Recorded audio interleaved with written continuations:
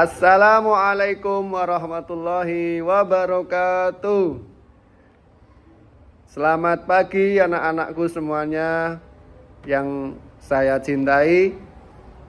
Hari ini kita bertemu lagi di mata pelajaran pendidikan agama Islam yang kedua tentang lanjutan surat Al-Hujurat ayat 13. Anak-anak, sebelum kita mulai pelajaran pada pagi hari ini, mari kita terlebih dahulu untuk berdoa bersama agar ilmu yang kita pelajari nanti bisa bermanfaat untuk kita dan untuk orang lain. Mari kita berdoa untuk mengawali pembelajaran di pagi hari ini. Bismillahirrahmanirrahim. Raditu billahi rabba wa bil islami dina wa rasula rabbi zidni ilma warzuqni fahma rabbi israhli sadri wa yassirli amri wahlul uqdatam min lisani yafqahu qawli amin ya rabbal alamin. Terima kasih anak-anak. Untuk selanjutnya, Bapak akan menanyakan terlebih dahulu kesiapan Anda dalam mengikuti pembelajaran di pagi hari ini. Apakah kalian sudah siap untuk mengikuti pembelajaran di pagi hari ini? Tentunya kalian sudah belajar semalam dan sudah mempersiapkan segala sesuatunya untuk mengikuti pelajaran di pagi hari ini. Mari kita buka dengan session yang pertama, yaitu kita mengulang lagi bacaan surat Al-Hujurat ayat 13. A'udzu billahi minasyaitonir rajim. Bismillahirrahmanirrahim. Ya ayyuhan nasu inna khalaqnakum min dzakari wa unsa وَجَعَلْنَاكُمْ شُعُوبًا وَقَبَائِلَ لِتَعَارَفُوا إِنَّ أَكْرَمَكُمْ عِندَ اللَّهِ أَتْقَاكُمْ إِنَّ اللَّهَ عَلِيمٌ خَبِيرٌ Shadaqallahul Adzim. Itulah bacaan Al-Quran surat Al-Hujurat ayat ke-13. Selanjutnya kita akan mengkaji surat Al-Hujurat ayat yang ke-13. Apa itu mengkaji anak-anak? Mengkaji adalah mengetahui asal-usul atau asbabun nuzulnya surat Al-Hujurat ayat ke-13. Kita mengkaji dari mulai ayat demi ayat untuk mengetahui apa arti dan kandungan ayat Al-Hujurat tersebut. Mari kita mulai dengan mengkaji surat Al-Hujurat ayat ke-13. Bahwa di dalam surat Al-Hujurat ayat ke-13, Allah telah menciptakan manusia dari seorang laki-laki dan perempuan. Dan Allah menjadikan bersuku-suku dan berbangsa-bangsa untuk saling mengenal. Dalam kata lain, Allah telah menjadikan manusia seperti kita semua yang hidup di bumi ini melanjutkan atau sebagai khalifah di muka bumi ini sebagai anak cucu Adam dan Hawa. Allah menciptakan manusia pertama adalah Nabi Adam alaihissalam dan Hawa sebagai pasangan hidupnya. Oleh karena itu, manusia diciptakan oleh Allah untuk melanjutkan kehidupan di dunia ini. Kenapa dulu Adam diciptakan oleh Allah sama Hawa untuk dilanjutkan oleh sebagai kita sebagai manusia? Karena pada awalnya bahwa Nabi Adam dulunya tinggal di surga.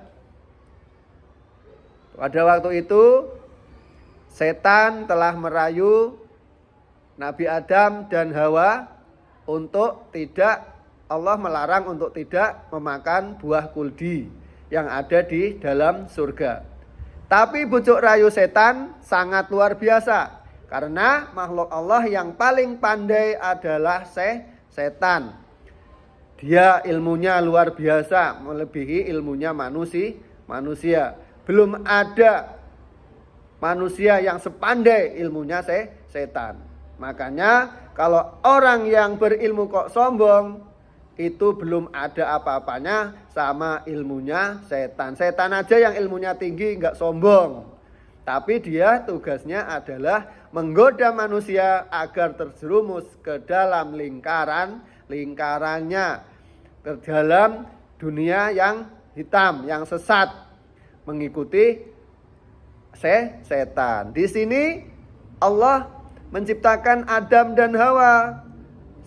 Akhirnya Adam dan Hawa di surga karena melanggar peraturan Allah. Akhirnya Adam dan Hawa dikeluarkan dari surga oleh Allah. Kemudian Adam dan Hawa mempunyai keturunan. Terus mempunyai keturunan dan keturunan, akhirnya dinikahkan satu sama lain anak-anak dari Adam dan Hawa, sampai akhirnya kita sebagai manusia adalah keturunan Adam dan Hawa. Di sini surat Al-Hujurat menerangkan hampir sama bahwa keturunan Adam juga berbeda-beda, bersuku-suku dan berbangsa-bangsa. Tidak semuanya anak Adam ganteng, cantik.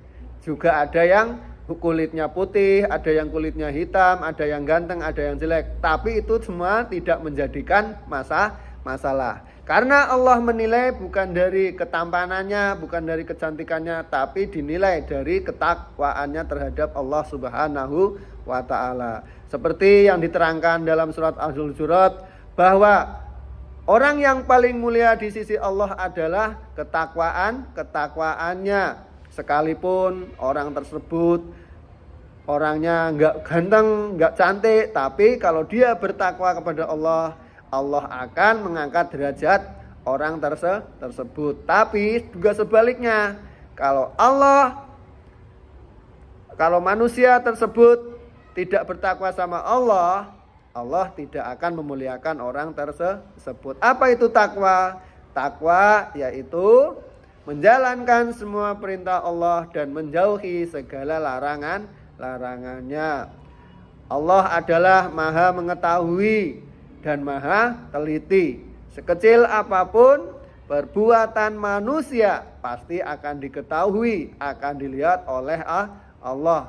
Sekalipun ngumpet dimanapun berada, Allah tetap mengetahui kejelekan dan kebaikan manusia. Untuk itu anak-anak, tetaplah selalu berbuat baik sesama manusia. Walaupun kita berbeda-beda, bersuku-suku, tapi kita harus tetap menghormati, harus tetap menyayangi satu sama lain. Di antara teman-teman kalian, walaupun tidak seagama, walaupun tidak senasib, tidak satu bangsa, tidak satu ras, dan tidak satu golongan, kalian harus saling menghormati, saling tolong menolong. Di situ diterangkan di surat Al-Hujurat ayat 13, lita'arofu, saling mengenal satu sama lain. Saling mengenal dalam hal apa anak-anak? Dalam hal kebaikan, bukan dalam hal kejelekan. Karena apa? Kalau kita menolong dalam hal kejelekan, antara yang ditolong dan menolong itu sama-sama mendapat dosa dan tidak diperbolehkan. Begitu juga sebaliknya, kalau kita menolong dalam hal kebaikan, yang ditolong sama yang menolong, kita sama-sama mendapat pahala. Itulah sedikit penjelasan tentang surat Al-Hujurat ayat 13 yang menerangkan tentang berbagai macam suku, bangsa, ras, agama, dan golongan. Tapi Allah tidak menilai dari suku, ras, dan agama, tetapi dari ketakwaan manusia tersebut masing-masing. Mudah-mudahan pertemuan pada pagi hari ini membawa kebaikan buat kalian semua. dan juga tentunya buat pelajaran kalian baik di sekolah, di lingkungan keluarga maupun di lingkungan masyarakat kalian semua anak-anak. Kalian jangan suka membuli teman, jangan suka mencemooh sesama teman, jangan suka membenci sesama teman, karena walaupun kita berbeda tetapi harus tetap saling menyayangi, saling mengasihi, dan saling membantu satu sama lain. Kiranya kalau ada yang salah dari penyampaian Pak Untung mohon maaf yang sebesar-besarnya, karena ilmu yang Pak Untung miliki tidak seberapa dengan ilmu Allah yang begitu luas dan tingginya. Terima kasih dari Pak Untung akhiri, wallahul muwaffiq ila aqwamit thoriq. Assalamualaikum warahmatullahi wabarakatuh.